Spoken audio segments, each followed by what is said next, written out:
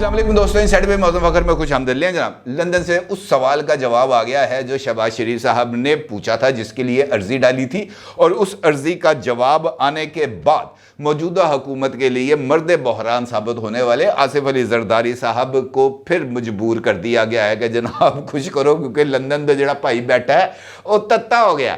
अब उस भाई को या तो ठंडा किया जाए या फिर उसके मुताबिक कुछ चीज़ों को सेटल डाउन किया जाए, क्योंकि चीज़ें सेटल डाउन होने में नहीं आ रही। और उसके बाद शहबाज शरीफ साहब ने कार्रवाई डाल दी। शहबाज शरीफ साहब को जब जवाब मिला लंदन से, और बड़ा, मैंने जिस तरह आपको बताया, बड़ा तत्ता किस्म का उनको जवाब मिला, तो उसके बाद आसिफ वो जो हैं शहबाज शरीफ साहब, उनके पास कोई और ऑप्शन नहीं था। और उन्होंने फट फ़ोन घुमाया और जनाब आसिफ अली जरदारी को फ़ोन कर दिया कि जनाब पहुंचो जरा, तुहाडे नाल गल करनी बड़ी इंपॉर्टेंट।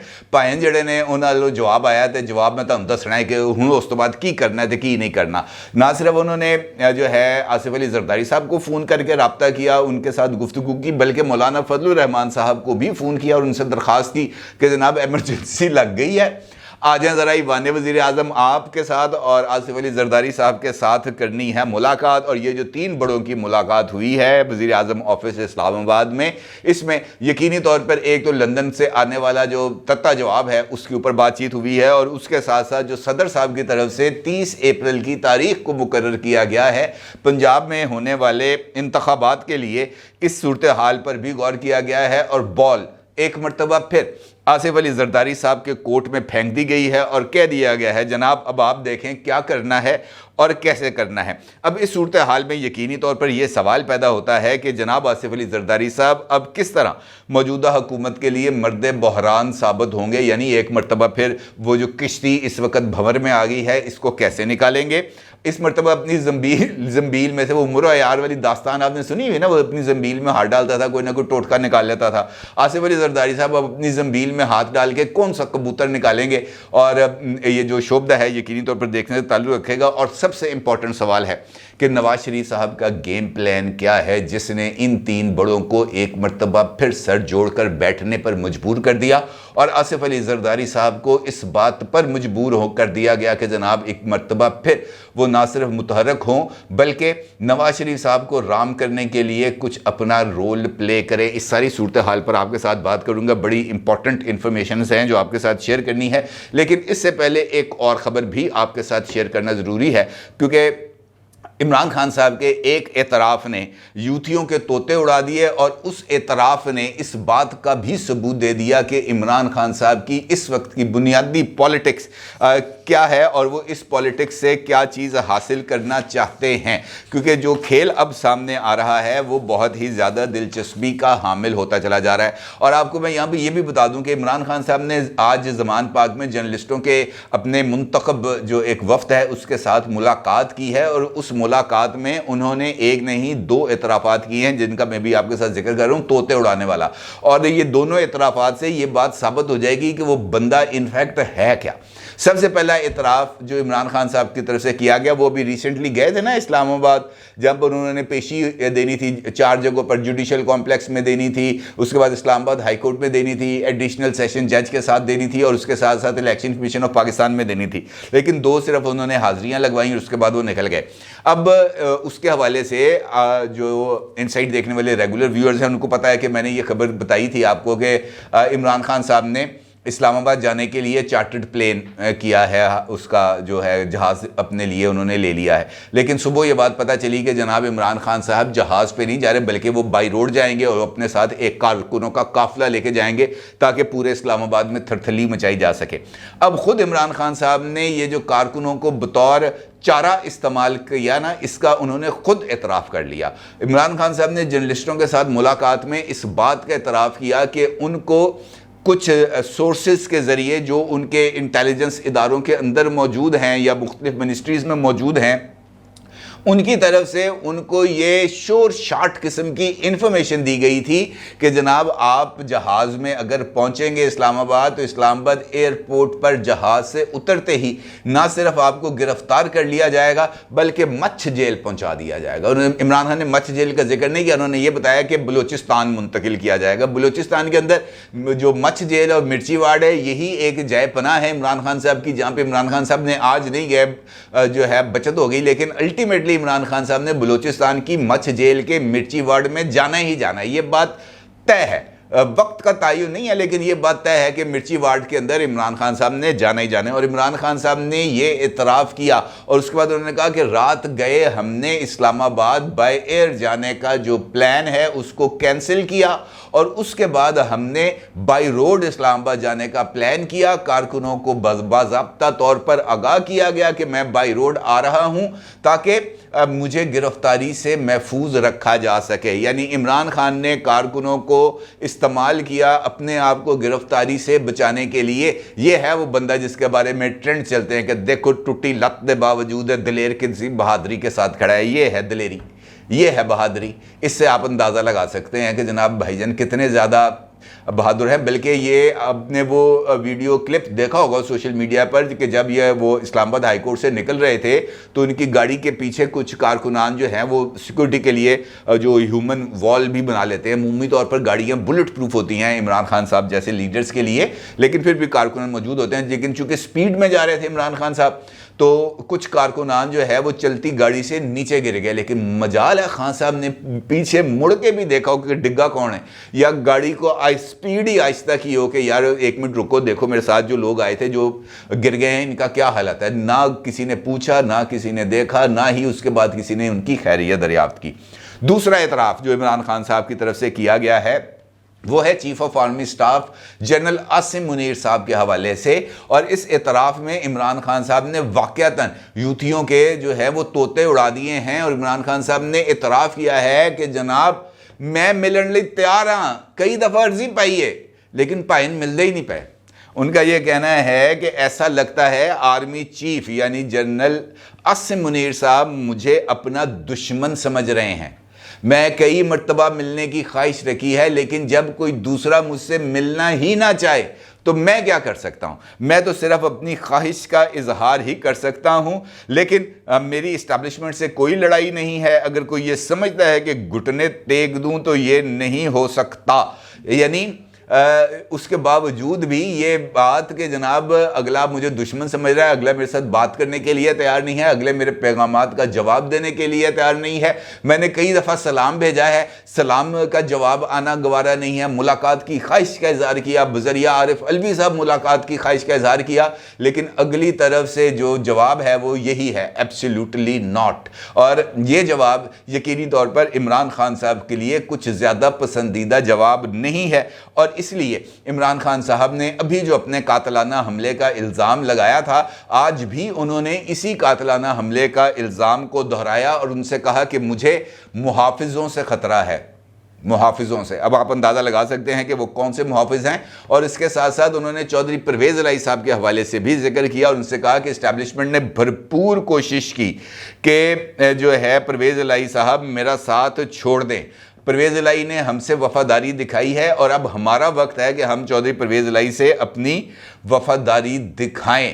پھر ان سے جب اس حوالے سے وفاداری کے حوالے سے پرویز الہی کے حوالے سے بات ہوئی, سوال ہوا کہ جناب کیا آپ یہ جو پنجاب میں ابھی الیکشنز ہونے جا رہے ہیں صدر صاحب کے اعلان کے مطابق 30 اپریل کو, اگر یہ آپ الیکشن جیت جاتے ہیں تو کیا آپ چودھری پرویز الہی صاحب کو چیف منسٹر بنائیں گے؟ تو انہوں نے کہا جناب ہلے چیف منسٹر دی گل نہ کرنی ہے, یہاں پر خون کی ندیاں بہہ جائیں گی. یعنی چیف منسٹر کو لے کر ان کی پارٹی میں ابھی بھی اختلافات موجود ہیں. پرویز الہی صاحب کی وفاداری دکھائے جانے کے باوجود یہاں پر کچھ ایسی شخصیات ہیں جن کی یہ یقینی طور پر خواہش ہے کہ یہ جو وزارت اعلیٰ کا تاج ہے یہ ان کے سر پہ سجے, جس میں شاہ محمود قریشی صاحب بھی بڑے امیدوار ہیں اور فواد چودھری صاحب بھی امیدوار ہیں, لیکن پرویز الہی صاحب بھی امیدوار ہیں. عثمان بزدار صاحب کی ماضی کی کارکردگی ان کے لیے سب سے امپورٹنٹ ہے اور دیکھنا یہ ہے کہ اس صورتحال میں اب کیا ہوگا, کیونکہ عمران خان صاحب کا جو مطمع نظر ہے وہ سامنے آ چکا ہے کہ ابھی بھی وہ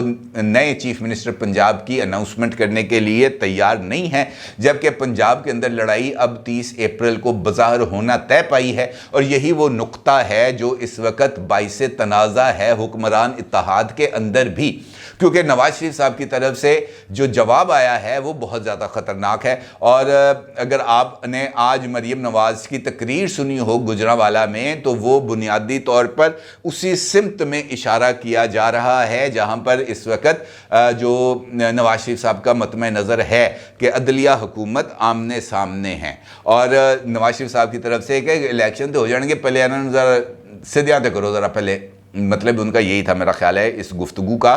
جس کے بعد شہباز شریف صاحب کو ٹاسک دیا گیا ہے کہ جناب الیکشنز اگر ہوں گے تو پورے ملک میں ہوں گے، ایک مرتبہ ہوں گے. اب یہ آپ نے فیصلہ کرنا ہے کہ الیکشن کب کرانے ہیں. کسی دباؤ میں آنے کی ضرورت نہیں ہے، کسی چیز سے ڈرنے کی ضرورت نہیں ہے. جو ہوگی دیکھا جائے گی. میکسیمم کیا ہوگا، میں مثال دے رہا ہوں آپ کو، یہ میں اپنی طرف سے کہہ رہا ہوں. میکسیمم کیا ہوگا، شہباز شریف صاحب توہین عدالت کے ملزم قرار پائیں گے یوسف زئی گیلانی صاحب کی طرح اور گھر چلے جائیں گے. بس اس سے زیادہ تو کچھ نہیں ہوگا نا، اس سے زیادہ تو اور کوئی معاملہ نہیں ہو سکتا. اب بھئی اگر حکومت الیکشن نہیں کراتی ہے، ایک پرائم منسٹر ہٹ جائے گا، پرائم منسٹر ہٹ جائے گا تو یہ جو طاقت کا یہ جو دو ادارے ہیں یہ جو ایک دوسرے کے سامنے آئیں گے تو اس میں سے کوئی عدالتی شہید بن جائے گا، عدالتی شہید بن کے وہ جو ہے سمپتھیز حاصل کریں گے. لیکن شہباز شریف صاحب کو یہ نقطہ نظر شاید ابھی تک پسند نہیں آیا اور ایک مرتبہ پھر جو ہے انہوں نے آصف علی زرداری صاحب سے رابطہ کیا. اب جو میں نے آپ سے کہا کہ آصف علی زرداری صاحب سے رابطہ کیا گیا وہ اس وجہ سے کہ آصف علی زرداری صاحب ماضی میں بھی جب حکمران اتحاد پر دباؤ آیا تو آصف علی زرداری صاحب ان کے لیے مرد بحران ثابت ہوئے. چاہے وہ مئی ہو جب آل سیٹ تھا اسمبلیوں کو ڈیزالو کرنے کے لیے، شہباز شریف صاحب بھی تیار تھے. خواجہ آصف صاحب آن ریکارڈ ہیں، بی بی سی کو انٹرویو دیا انہوں نے، اس کے اندر انہوں نے اس بات کا انکشاف کیا کہ جناب ہم اسمبلیاں تحلیل کرنے کے لیے تیار تھے لیکن عمران خان نے 25 مئی کو لانگ مارچ اناؤنس کر دیا. اب اگر ہم اس کے لانگ مارچ کی اناؤنسمنٹ سے پہلے اسمبلیاں جو ہے اناؤنسمنٹ کے بعد اگر اسمبلیاں ڈیزالو کرتے تو عمران خان نے الٹی چھلانگیں لگانی تھیں کہ جناب دیکھو یہ ڈر گئے. ہم نے یہ امپریشن نہیں دینا، اب ہم مقابلہ کریں گے اور حکومت اسمبلیاں جو ہے وہ اپنی مدت پوری کرے گی. اور اسی موقف کو لے کے پھر آصف علی زرداری صاحب نے اس وقت کی اسٹیبلشمنٹ سے نہ صرف رابطہ کیا بلکہ کچھ چیزوں پر ان کو قائل بھی کیا، ان کو کچھ باتیں کو سمجھانے میں بھی کامیاب رہے اور ایک ون ون سچویشن انہوں نے ڈیولپ کی جس کے بعد حکومت آگے بڑھی. پھر اسی طریقے سے پنجاب میں حکومت کی تبدیلی کا جب معاملہ آیا تب بھی آصف علی زرداری صاحب جو ہے متحرک تھے.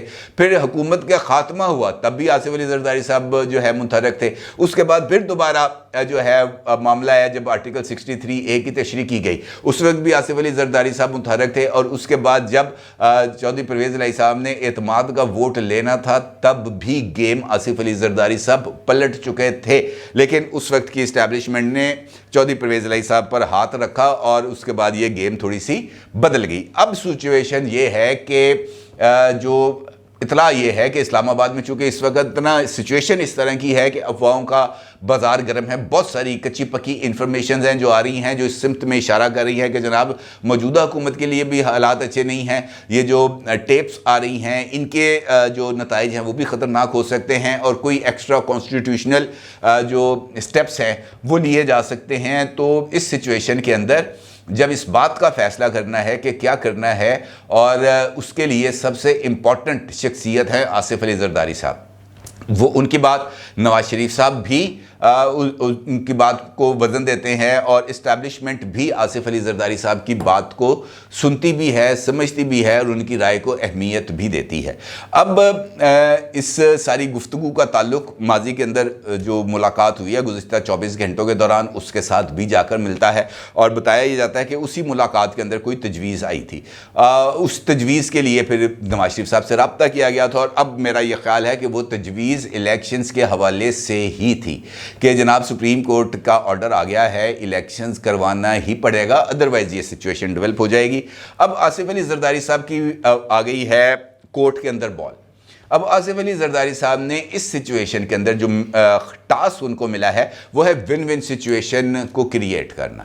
اور ون ون سچویشن کیسے کریٹ ہوگی یہ ایک امپورٹنٹ سوال ہے کیونکہ آصف علی زرداری صاحب اپنی جماعت کو تو فوری طور پر میرا نہیں خیال آلدو کہ پیپلز پارٹی نے جنوبی پنجاب میں ہونے والے الیکشنز اور ابھی ریسنٹلی جو راجن پور کا الیکشن تھا ماضی کی نسبت اچھی پرفارمنس دی ہے. 18-19 ہزار ووٹ لیے ہیں ان کے گرچانی صاحب نے, لیکن پھر بھی یہ وہ ووٹس نہیں ہیں جو وننگ کینڈیڈیٹس کے تھے 90,000. بہت زیادہ گیپ ہے, لیکن اس کے باوجود ایک بندہ جو پہلے 3,000 پہ تھا 4,000 پہ تھا وہ 15,000 پہ آیا, تو اس کا مطلب یہ ہے کہ پیپلز پارٹی کا جو ایک پروگریس ہے وہ نظر آ رہی ہے اور مستقبل کے اندر امپروو بھی ہو سکتی ہے. سیاست تو اسی چیز کا نام ہے, لیکن ون ون سچویشن موجودہ حالات میں کیسے ڈیولپ کی جائے گی. ایک جانب عمران خان صاحب ہیں جو ہر ایک جگہ پر اپنا اثر و رسوخ بھی استعمال کرتے ہیں, ان تک انفارمیشن فلو بھی آ رہا ہے, ان کو ریلیف بھی مل رہے ہیں, اور جو انفارمیشن کی بیس کے اوپر وہ اپنے لیے کچھ گنجائشیں خود بھی حاصل کرتے ہیں اور دوسری طرف سے ملتے ہیں. جس طرح میں نے آپ کو مثال دی, بائی ایئر جانا تھا, انفارمیشن ملی کہ جناب آپ کو گرفتار کر لیا جائے گا, بلوچستان منتقل کر دیا جائے گا, تو اس انفارمیشن کے بیس کے اوپر عمران خان نے اپنا جو پلان ہے اس کو چینج کیا. اب یا تو تمام کے تمام راستوں کو روکا جائے, عمران خان صاحب کو آئسولیٹ کیا جائے اور عمران خان صاحب کے اوپر جو چارجز ہیں وہ فریم کیے جائیں, اور چارجز فریم کر کے عمران خان صاحب کو اگلے جو 60 دن رہ گئے ہیں باقی, اس کے اندر عمران خان صاحب کی جو کیسز ہیں اس پر فیصلہ سنایا جائے. ایک تو یہ آپشن ہے جس کے اوپر جو ہے عمران خان صاحب کو لیگلی قانونی طور پر سائیڈ پہ کیا جا سکتا ہے. دوسرا جو ہے وہ جو انتخابات ہیں ان میں تاخیر کے لیے کچھ جواز کو تلاش کرنا, اور معاشی بحران کی شدت کا جو ہے وہ نشاندہی کرتے ہوئے ایمرجنسی کا نفاذ ہے. لیکن اس کے لیے عدلیہ کو اور اسٹیبلشمنٹ دونوں کو جو ہے میرا خیال ہے قائل کرنا پڑے گا, اور آصف علی زرداری اسی آپشن 2 پر میرا یہ خیال ہے کہ شاید کام کریں گے اور کچھ ریزلٹس دے کے دیں گے حکومت کو. تبھی نواز شریف صاحب کی طرف سے جو تتا جواب آیا ہے اس کو کسی نہ کسی طریقے سے نیوٹرلائز کیا جا سکے گا. اپنی رائے کا ضرور اظہار کیجیے گا. آپ کو بہت شکریہ. اللہ حافظ.